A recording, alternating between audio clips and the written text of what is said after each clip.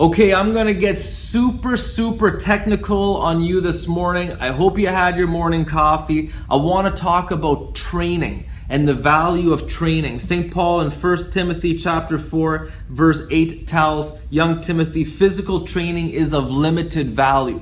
And I wanna talk about this limited value. Again, physical training shouldn't be our end all and be all.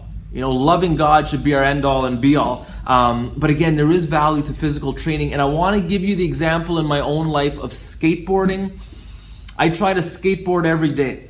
I love it. I love skateboarding. You got to find something you love, okay? Part of what I'm talking about this morning is challenging you to find a skill that you work at every day, but it has to be something you love. Whether it's playing the piano, figure skating, learning a new language, studying something, becoming a genius in I don't know what, gardening or something.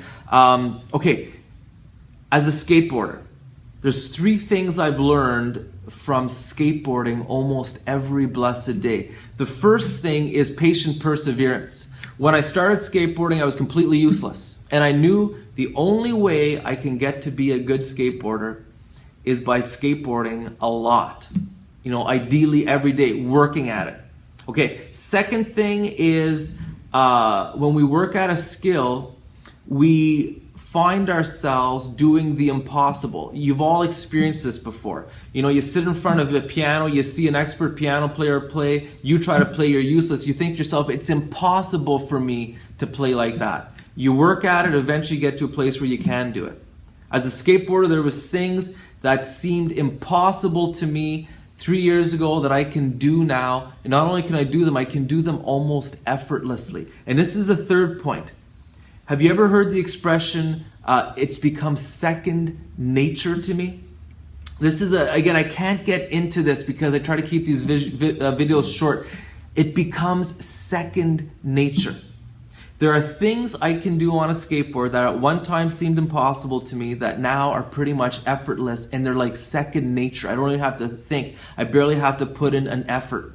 This can be applied to the moral life and to the spiritual life.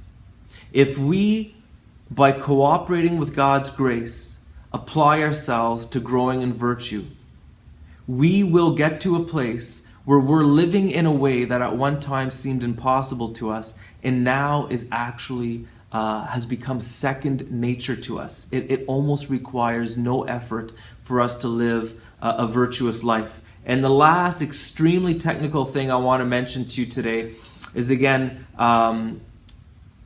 when we cooperate with God's grace to become virtuous, there's a dignity to that.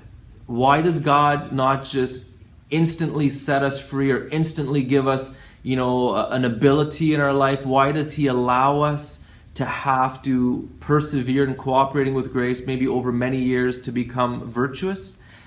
Because there's a greater dignity to cooperating with grace than there is to receiving an instant blast, an effusion of grace that we didn't have to work for. Just like a figure skater. You see a young figure skater who's an extremely good figure skater because she's been working at it for years. There's a dignity. This young person has been working for years. And there's something great about this person's perseverance, her persistent love for what she does. And so, brothers and sisters, I encourage you, have a skill in your life that you're working at. Again, whether it's learning a musical instrument, whether it's a sport, whether it's learning a language, so that you can see the reality of growing in virtue, and so that you can apply this to the spiritual life. So I hope I wasn't too hyper technical. I'm just scratching the surface of a wonderful mystery of our human nature and our relationship with God and growing in virtue. And so God bless you, and don't give up. Persevere. Keep training at whatever it is the Lord put on your heart to train at.